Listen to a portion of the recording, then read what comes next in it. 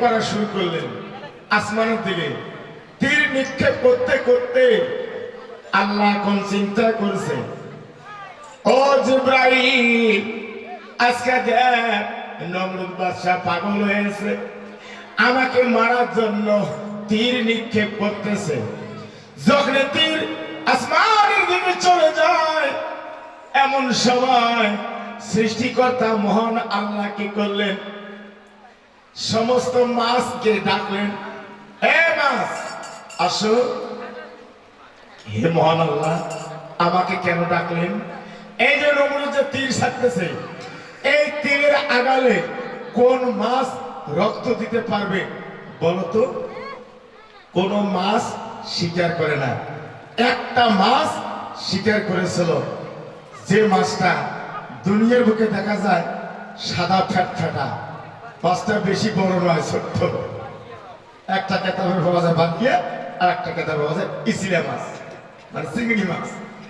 দেখবে এই দুটো মাছের মধ্যে রক্ত দিয়েছে। এই জন্য আল্লাহ মরা মাছ খাওয়ার জন্য জায়েজ করেছে। কি তাই না? মরা মাছ খাইলে একটা মরা ছাগল যদি ছাগল একটা যদি মারা যায়, ওই মরা ছাগলটা খাবো, খাবার মানো পাবো না। এই জন্য মরা মাছ খাওয়া তখন থেকে জায়েজ।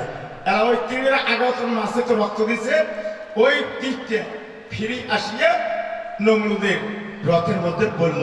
নমরুদ দেখে তীরের আগালে রক্ত, এই তো নমরুদ খুশি হল, আজ থেকে আল্লাহ মরা শেষ, আজ থেকে আল্লাহ শেষ, আল্লাহ পাক। এরা গড়িয়ে এসে কয়, হে ইব্রাহিম, দেখছিস তোর আল্লাহ শেষ, এই যে আল্লাহ মরা শেষ, তোরও আর বাঁচবার বুদ্ধি নাই, হাত পাও বাঁধো ইব্রাহিমের, এবার আগুনের কুণ্ডে ঢালাইয়া দাও। আহারে, যখন ইব্রাহিম তার এবার হাত পা বাঁধা শেষ করলো, এখন বন জঙ্গলের মধ্যে গাছ কাটতে গেল। যে গাছে কুড়াল দিয়ে কোপ মারে, ওই গাছে আল্লাহর হুকুমে জবান খুলিয়া কি বলে জানো?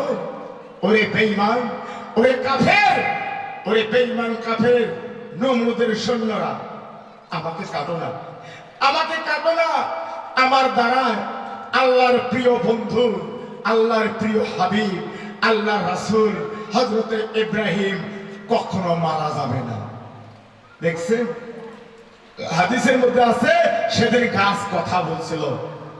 এখন এই গাছের কথা শুনিয়া সমস্ত সৈন্যরা অবাক হয়ে গেল, দৌড়ি আসিয়া নমরুদের কাছে খবর দিছে, হে আমার খোদা, হে আমার আল্লাহ, দেখো বনের গাছ জবান খুলে বলছে, ওরে বেঈমান কাফেরের সৈন্যরা, আমাকে কাটো না, আমার দ্বারা আল্লাহর প্রিয় বন্ধু কখনো পড়া যাবে না, যাবে না। সর্বনাশ, গাছের জবান খুলেছে। যাও, আবার চলে যাও, যেখানে ঘুরতে ঘুরতে যে গাছ কথা বলবে না সেই গাছ কেটে আনো। তাই ঘুরতে ঘুরতে এমন একটা বালুর চরে গাছ পেলেন, যে গাছটার নাম হাদিস পাকে লেখা আছে, যার নাম হচ্ছে ঝাউ গাছ, ঝাউখড়ি। এই ঝাউখড়ি মুসলমানের কখনো পড়া জায়েজ না। যখন এই ঝাউ গাছ কেটে এনে ওই গর্তটা ভর্তি করলেন, আগুন জ্বালিয়ে দিলেন, দাউ দাউ করে আগুন জ্বলছে। এখন ইব্রাহিমকে ধরে আগুনের কুণ্ডে ফেলাই দেবে। হায়রে, কি করলেন জানেন?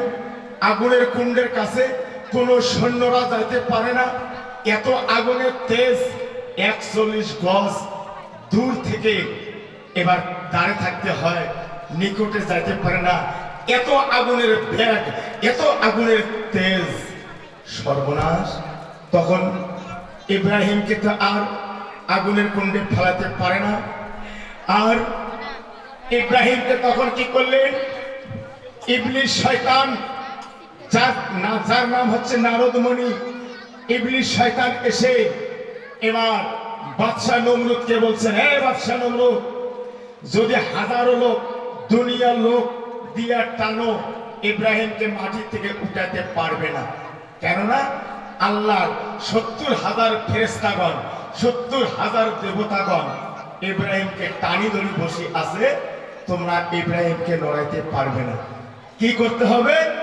এইখানে এই জায়গাটা নাপাক করে দিতে হবে। কিভাবে নাপাক করা যাবে? যে 41টা যুবক আওরত, 41টা যুবক ছেলে আর 41 জন যুবতী আওরত নিয়ে আসে। আওরত বোঝেন তো? বোঝেন না? ওই যে বয়স্ক চাচার ঘর মামার ঘর বুঝবে, তোমরা বুঝবে না। আওরত মানে ইয়ং যুবতী অকুমারী নারী। 41 জন আওরত নিয়ে আসো, 41 জন যুবক নিয়ে আসো, এনে এই জায়গাটা নাপাক করে দাও, জেনা করাও। জেনা করাইয়া মণিগুলো দিয়ে লাল রং এবার মেখে একটা করে আওরতের কপালে লাল ফোঁটা লাগাই দাও। এই জন্য মুসলমানের নাল ফোঁটা পরা হারাম। নাল ফোঁটা যখন এইবার লাগাই দিলে আর আল্লাহর ফেরেশতারা ওখানে থাকতে পাচ্ছেন না, আল্লাহর দরবারে চলে গেলেন। এদিক মধ্যে ইব্রাহিম হালকা হয়ে গেল, ইব্রাহিমকে তুলতিয়া আগুনের কুণ্ডে ফেলে দিতে পারে না। ওই শয়তান আজাজিল একটা দরবেশের বেশ ধারণ করলেন, করিয়া কয়, এই নমরুদের সৈন্যরা একটা চড়ক গাছ গাও। এই যে সনাতন ধর্মের মতো চড়ক পুজোটা কোথা থেকে আসলো শুনে যান। এই যে চড়ক গাছ গাও, গাড়িয়া উপরে একটা রশি টাঙো, রশির মধ্যে একটা গাছের আগাল একটা চাকা সিস্টেম করে দাও, আর রশির মাথায় একটা বর্ষির কোয়ালের মতো লোহার কুচ্ছা বানায় দাও, দিয়ে ইব্রাহিমের মেরুদণ্ডের হাড়ের ভিতর দিয়ে ফোড়ায় দাও, দিয়া চড়ক গাছটার মধ্যে উঠাও। উঠাইয়া ওই চড়কটা ঘুরাও, ঘুরিয়া এক ঝটকা দিয়া আগুনের কুণ্ডে ফেলাইয়া দেবে। ঠিক মাপ মতন শয়তান আজাজিল দেখিয়ে দিয়ে গেল।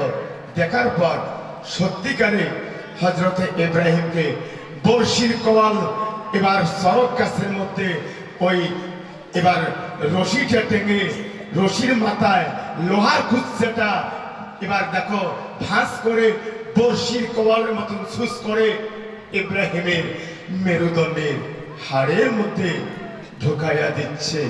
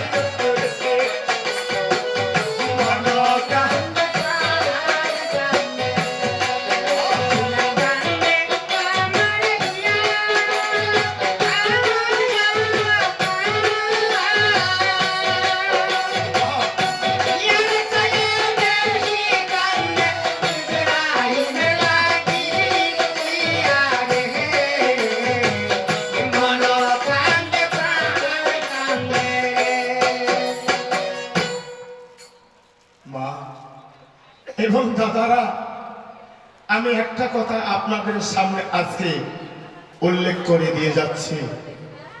একজন জ্ঞানী ব্যক্তি বলবেন তো, মুসলমানের মধ্যে কত আমার মুসলমানের জাতির পিতার নাম কি? আজকালকার চ্যাংড়াগুলো কিছু জানবে না, বুঝবে না। মুসলমানের জাতির পিতার নাম আছে হযরতে ইব্রাহিম খলিলুল্লাহ। সমস্ত মানব জাতির পিতার নাম কি গন্ত?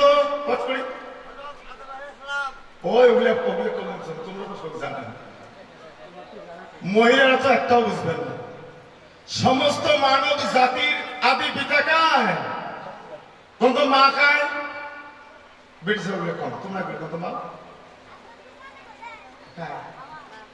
এই দেখছেন কত না করে ছাওয়া হয়েছে মা হাওয়া, আর তোমরা খালি হো দেখো যে টুকটুক কাম করে পকড়ে বাবা না।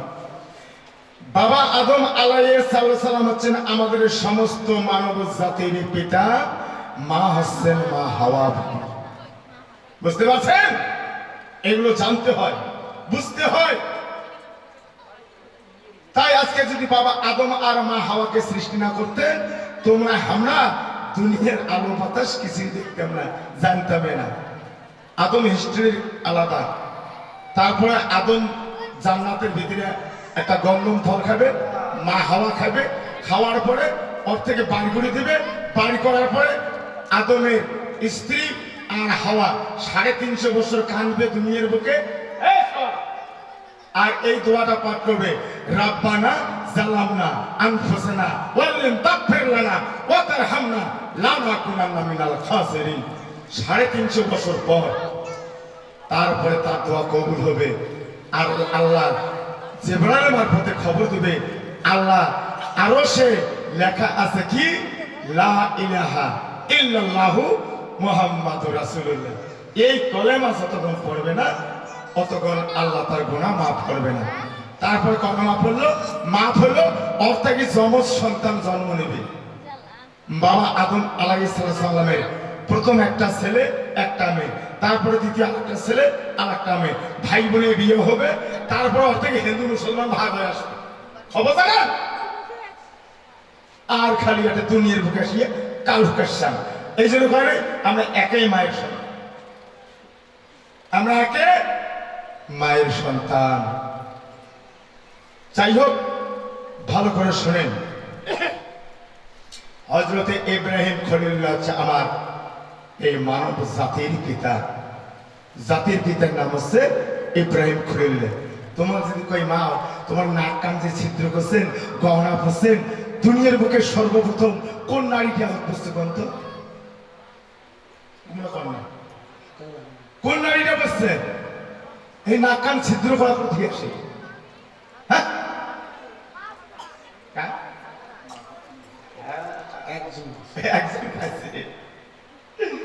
যাই হোক, এগুলো জিনিস আর জানতে হয়, বুঝতে হয়।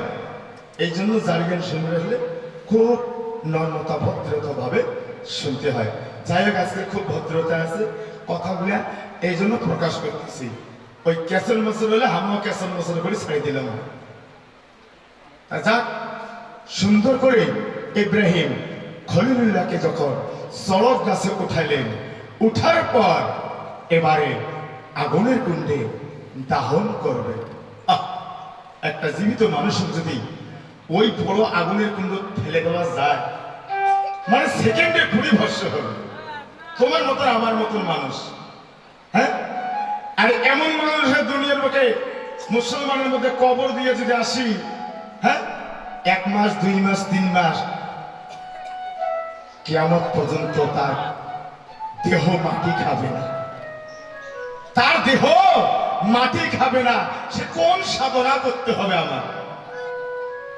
হ্যাঁ, আমরা তো খালি গুরু ধরছি, কাউকে ধরছি, কাউকে ধরিয়ে নাই, খালি মারফত খালি। এমন সাধনা আছে, এই দেহটা মাটি খাইতে পারবে না, বুঝতে পারছেন? তবে একটা হিন্দু মুসলিম ধর্মীয় শাস্ত্র নিয়ে গান গায়া এবার পালায় চলে যাচ্ছি, ভালো করে শোনেন। ওরে হরে কৃষ্ণ হয় ভগবান।